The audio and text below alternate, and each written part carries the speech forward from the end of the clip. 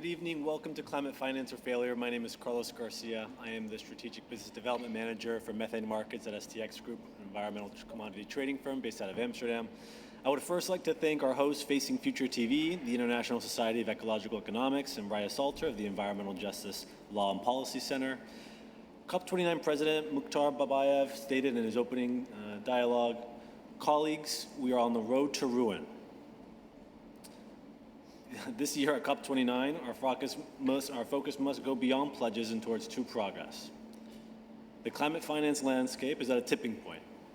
Ambitious funding frameworks and capital commitments are expanding, yet the gap between promise and implementation remains. As we advance into the pivotal decade, we face the challenge and opportunity of fundamentally reshaping global financial flows. Our discussion today centers not just on the established mechanisms like the Loss and Damage Fund or the new collective quantified goal, but also on the untapped potential for innovation in finance and the importance of justice and resilience as pillars of climate action. We'll examine what it means to achieve fit-for-purpose financing and confront the shortcomings of existing financial pathways that often overlook frontline communities. Each of our panelists bring a distinct voice to this dialogue, from leading resilient infrastructure initiatives in climate-vulnerable regions to redefining what justice means in climate finance. This conversation is a call to action to build robust, transparent, and accountable financial pathways for true climate resilience. Now I'll introduce our panelists. First, we have Zarin Osho. As the director of the India program at IGSD, Zarin Osho leads initiatives to mitigate short-lived climate pollutants, SLCPs, with the emphasis on subnational action. And with extensive experience across government and international platforms, including the International Solar Alliance and UNEP's Cool Coalition, Zarin's work emphasizes fast-track climate solutions that improve both climate and public health outcomes. Next, we have Raquel Moses, who leads the Caribbean Climate Smart Accelerator, CCSA, where her work emphasizes harnessing regional innovation to secure fit-for-purpose financing. Her experience positions her at the forefront of advocating for financial instruments that are both accessible and impactful for climate-vulnerable communities across the Caribbean, and her mission extends beyond climate access and capital access to ensure that investments in the region build real resilience and not merely symbolic. Next, we have Leslie Labruto, the Managing Director of Sustainable Finance at the Environmental Defense Fund, EDF. As a leader in the sustainable finance at EDF, Leslie Labruto focuses on mobilizing private capital into projects that move beyond greenwashing to genuine impact. Her approach prioritizes transparency, accountability, and measurable outcomes, especially in addressing the challenges of ESG and sustainable investment standards. And finally, we have Jacqueline Francis. And as Executive Director of the Global Warming Mitigation Project, Jacqueline leads efforts in identifying and funding pioneering climate solutions, notably through initiatives like the Keeling Curve Prize, where her work focuses on amplifying high-impact projects and fostering a culture of cross-sector collaboration to tackle climate change challenges on a global scale. So first, Raquel, I want to turn to you. The CCSA has been a driving force for shovel-ready, as your organization likes to call them, over simply shovel-ready projects. Why is the distinction crucial in scaling regional solutions, and what are some of the remaining challenges in securing these fit-for-purpose financing? Sure. What we've discovered over the years of work that we've been doing to bring projects to access funding and sources of funding is that our projects are not necessarily shovel-ready, but they're shovel-worthy. So they are great concepts that, if we support them further, can get to shovel readiness, and that's where we're focusing our work now. And I think that's a lot. I don't think that's unique to us. I think that we're seeing a lot of projects that really need to move forward, but are not able to access the funding that they require in order to close. Because you hear a lot, when you go into the plenary, they're talking about climate finance, we need so much climate finance. What they don't tell you is that there is so much climate finance that is not yet operationalized or used because, as we were talking about, like fit for purpose, there's not a connection between the money that's available and the projects that need that money. And we need to now nuance both the money and the projects to make them close in the middle. And I think there's a really clear role for philanthropy to help to close that gap, and that's what we're working towards. And I want to follow up on that. You said closing the gap. One of the really great products that CCSA makes that really helps bring real projects made through through different types of financing structures to the public is the Climate Smart Map, which I know showcases local solutions, emphasizes regenerative practices, and makes sure that the financing and the work and the impact really kind of tries to stay into the community. How can tools like that really bridge the knowledge gap that you just mentioned and help private investors unfamiliar with the Caribbean's resilience and adaptation needs be more targeted in the financing? Yeah, I think there are three ways that you can use tools like that to support closing the gap.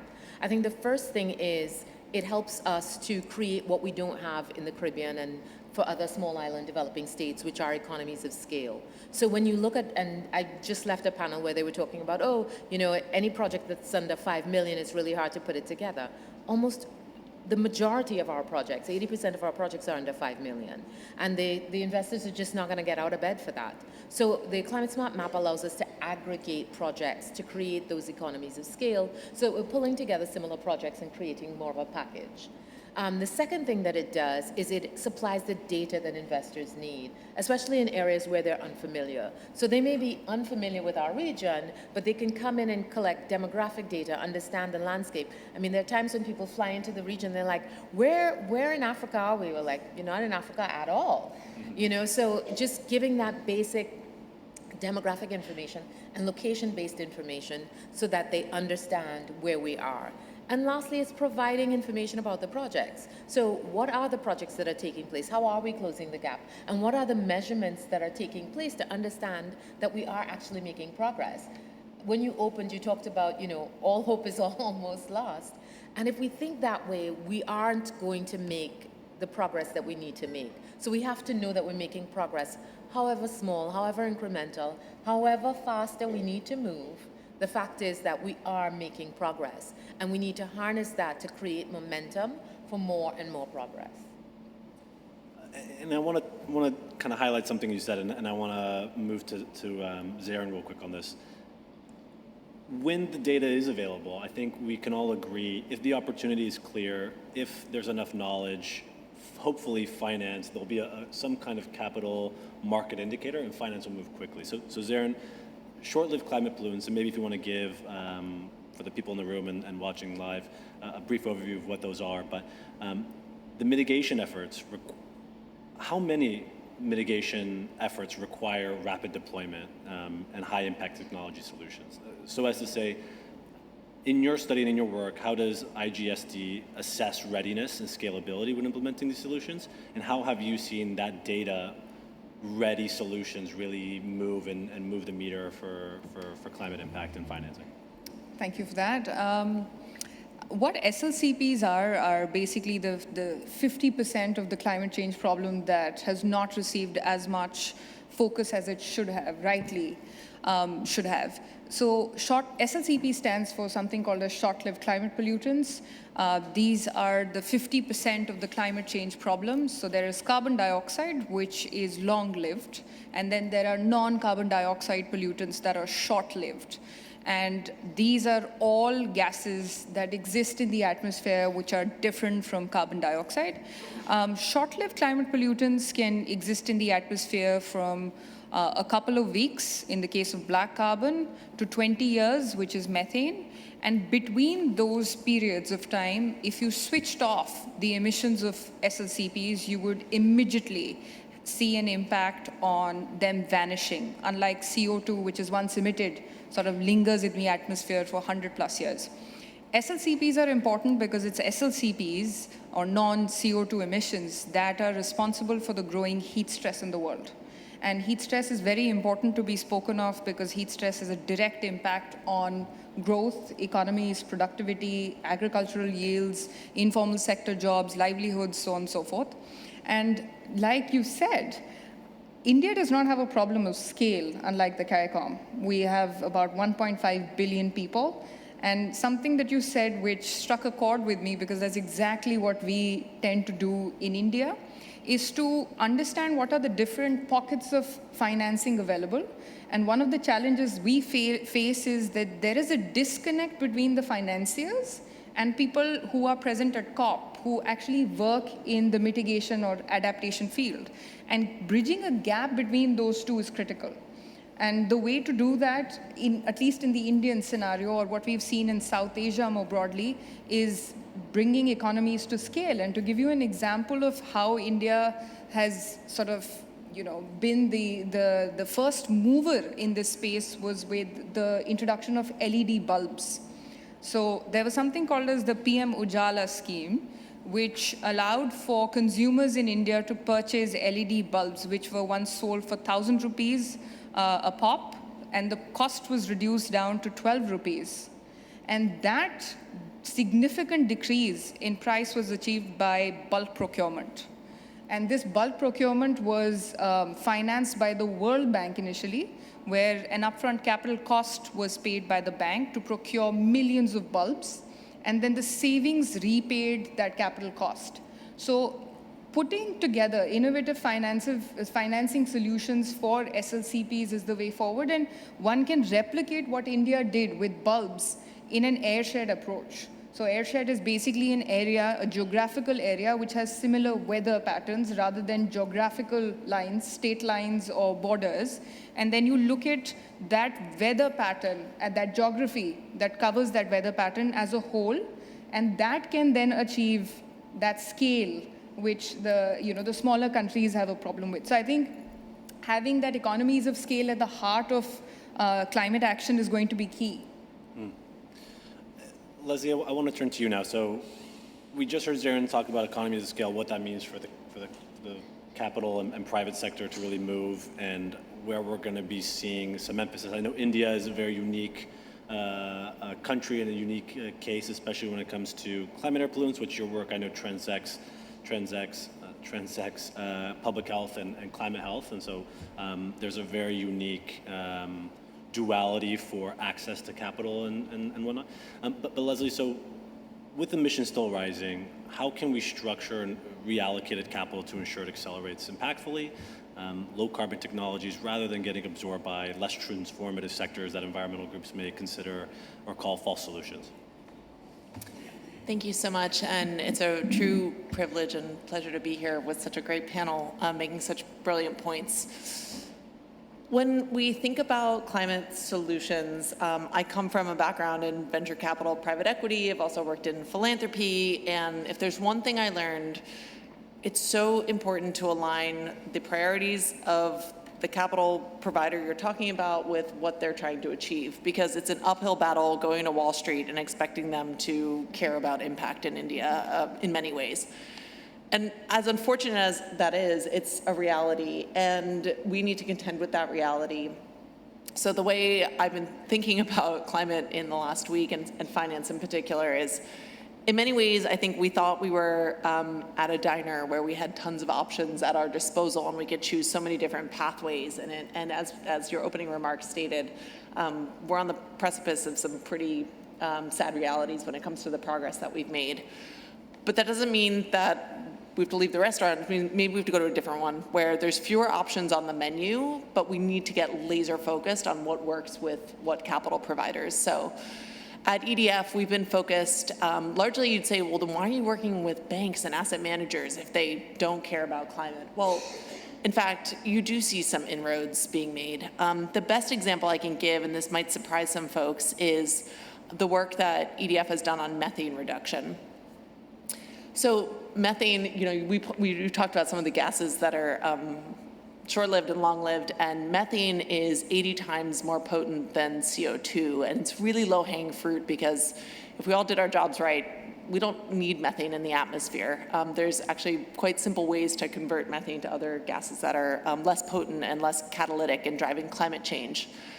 So let's take oil and gas, a sector that's accounts for 40% of the methane emissions in the world. Oil and gas is backed by funders, by banks, by asset managers, by asset owners. They're funding these companies. And you shared a little bit about what EDF does, but when we think about engaging the private sector, you'd be amazed at how many financiers, funders of oil and gas facilities say, wait, we can do something about the way our clients manage their methane. Yes, you can measure it, you can monitor it, you can abate it. So when a bank goes and looks at their oil and gas assets, they can then say, hey, we're funding you, and we can put strings attached to our money now. We have some power and influence. Abate methane, join the oil and gas methane decarbonization charter. And the amount of progress that you see when you get the real powerhouses in the room, the people that have money, to say, hey clients, abate your methane, or else we'll fund you. We'll increase your interest rates. There's so many levers that they can pull. Action starts to happen. And methane abatement is low cost hanging fruit. We're not asking them to divest from fossil fuels. We're not asking, for that in this specific case, although albeit that'd be great to see. So the point being, how do we align the incentives of the capital providers we're talking to with some of the climate goals that we want to achieve? Great point, and I think that's maybe a really nice segue for Jacqueline here. So specifically, again, kind of piggybacking off of what you said in methane, I know this is one of the true sectors here, I think, that there's a lot of early stage innovation, there's a lot of pilot projects, there's a lot of new ideas about how, outside of the very, very low hanging fruit of changing out a device, pneumatic compressor or something like that within the value chain of oil and gas processes, we're seeing some new technology. And I know, Jacqueline, that's exactly what the Global Warming Mitigation Project is hoping to kind of fund. Climate finance, as you know often, though, overlooks early stage innovation and projects like that. So what role do you see as catalytic funding in helping to bridge this gap? And what structural changes could make mainstream investors that Leslie just kind of spoke about, who are really focused on the bottom line, constantly looking for new opportunities, how can we make those mainstream investors more receptive to early stage, high climate potential projects?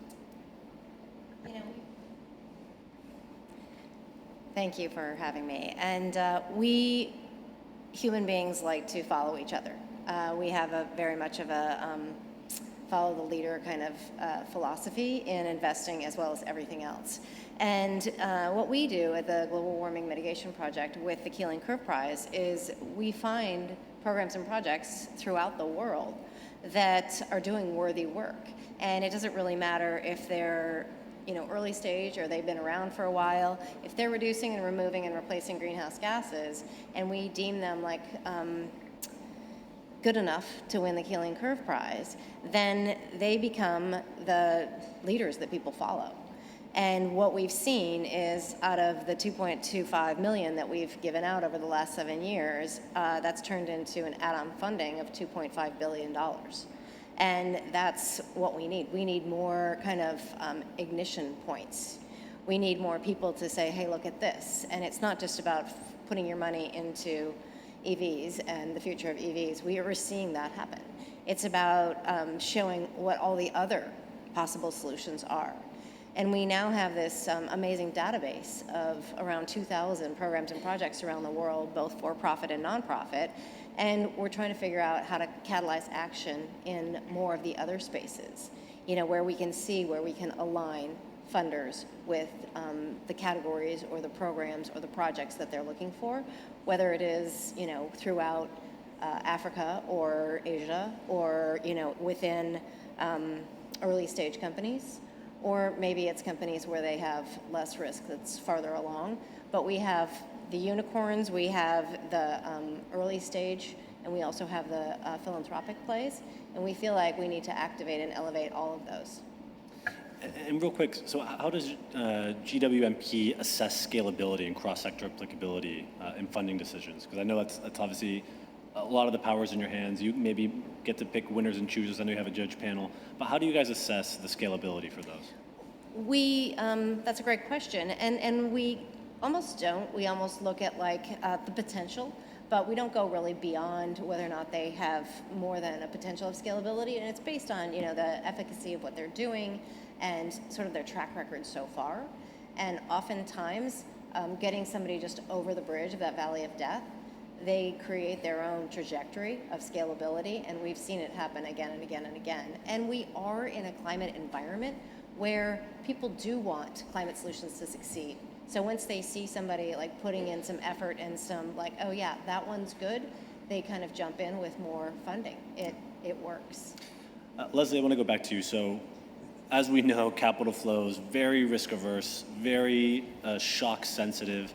As we've seen in the last few years here, we've got some pretty bad and massive macroeconomic shocks. COVID obviously being one of them, Russia-Ukraine war, surprisingly, unsurprisingly, the US election and what that's done for the stock market and crypto and everything. So private capital flows generally are dictated by market volatility, and sometimes, especially now, appear to be facing more and more volatility. So what kind of mechanisms can we, the climate sector, the financial sector, what kind of mechanisms can buffer against these fluctuations, and particularly sectors like renewable energy that require long-term investment stability? Yeah, when you look at the capital stack, there's a gradation of where there are investment opportunities and where they're not. And at this moment in time, more than ever, we need to start looking at where investment sense makes business sense. Because climate risk is business risk, and climate opportunities can be business opportunities. You said it so well. If there's an investment opportunity out there that makes financial sense, you better believe investors are going to want to run towards it. Hydrogen being a great example. However, right, we need to make sure that we're really, really tight on the hydrogen science, for example, and climate science when we're looking at investment opportunities. And that's where standards and regulations come into play as well. So that's why we're at COP, right, to think about the way all of these dynamics play together. But now, more than ever, we need to find the swim lanes and the runways that work, identify them, talk about them. The uphill battles, we do not have time for. We don't have time for the uphill battles. Maybe in the future we can, but for now, let's grease the wheels on what we see working. We know that renewables investments was double that of fossil fuels in 2024. That sounds like a green light to me when it comes to investment trends and where we can see the role of private capital.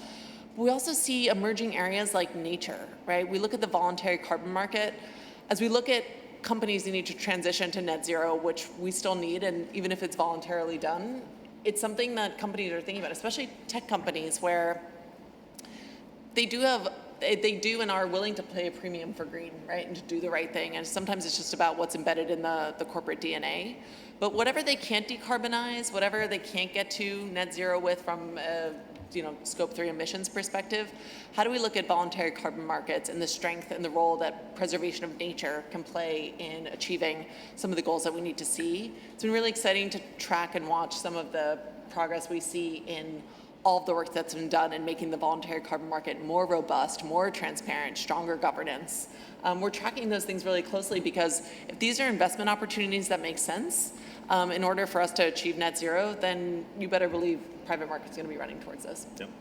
And I want to open it up to the public. If anybody here has a question, please raise your hand. But I have one more question. Zarin, one of the things that Leslie just said is grease the wheels of finance. I think you and I, since we both come from a regulatory legal background, we know one really good thing at greasing wheels is either regulation or incentives. So your work obviously spans legal, policy, technical fields.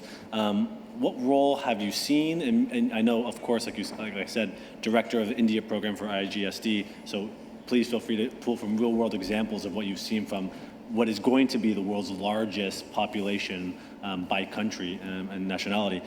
What role do you see or do you believe legal frameworks play in enforcing climate regulation, but more specifically short-lived climate pollutant mitigation? And what gaps are needed in addressing to support robust implementation?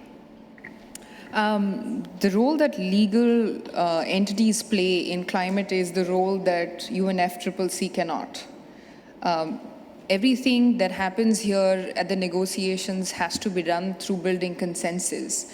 Parts where consensus cannot be built and domestic jurisdictions have a role to play, that's where courts can come in.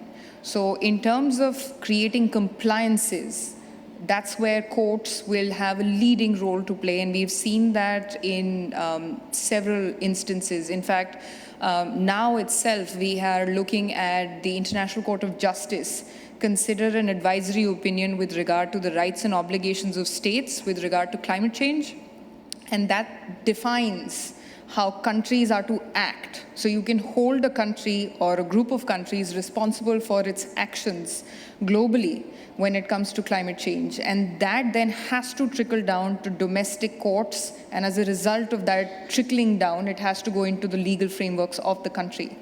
That's what happens at the international level with advisory opinions. Advisory opinions are not binding, but they've carry the value of being something that has to be adopted as a directive principle from a court. In India itself, we've seen several instances of the National Green Tribunal and the Supreme Court play a leading role with everything that you all must have read about Delhi's air quality crisis. It's the Supreme Court that comes down heavy on agencies for enforcement and compliance. So we've also looked at the role that the Supreme Court has played in making sure that the agencies and authorities manage Delhi's landfill, which again opens up to the question of if there is going to be a compliance required by law in order to, make sure that the legacy landfills are fixed or your air quality is fixed. Businesses and the private sector are given a marketplace to come and occupy, because that's a compliance requirement. And once you have that compliance in place, it allows for the financing to flow through. There's a point that was made about voluntary carbon markets. India is the second largest credit supplier in the world after China. And each year, our outflows of financial volumes are to the tune of 300 billion. One point that really needs to be raised is about the market opportunity for methane mitigation and SLCP mitigation. Currently, we are looking at using carbon markets, voluntary or compliance all over the world, that use CO2 equivalency levels, which is basically converting the mitigation impacts over a 100-year time frame, which reduces the value of methane mitigation to 20 cents for every dollar invested. If we had like for like, we could reduce, we could increase the return on investments to 80 cents for a dollar. Thank you. Well, we're at time, but I want to thank the amazing panelists that we have here. These are 4 women who, in a world dominated by men, have found a way through perseverance, through connection, through their amazingly smart and experienced backgrounds, to lead the way, show us that women are really always at the forefront of the climate discussion, the climate investment, the climate progress. So I want to thank my 4 esteemed panelists. Thank you so much. We look forward to seeing you again next year with a whole another slew of accomplishments that we can all stand behind. And thank you so much, and have a great rest of your COP. Thank you.